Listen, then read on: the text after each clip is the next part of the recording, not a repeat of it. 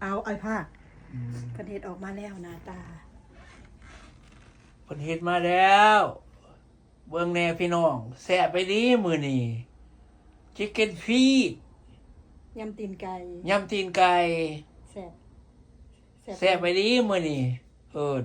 ยิ้มหวานอีกมากินน้ำเพิ่นเด้อมาเด้อ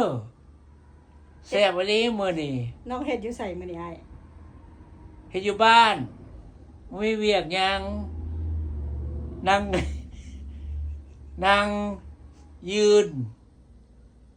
ก็คิดนับแต่ความกินตัวนี้หนูมียังไรไปหน้าก่อนโอเคบายบายขอบใจหลายพอกันคลิปหน้าพ่อกันคลิปหน้าโอเค thank you thank you bye ได้เรื่องได้เรื่องเจ้าภาพเป็นอยู่ดีออกมาเลยเด้ออันนี้เมื่อกี้นี้ผัวเพิ่นเป็นผู้ภาคบัดนี้จอยเองเป็นผู้ภาคขอบใจเด้อที่พี่น้องมาหับสม This is all done my chicken fish salad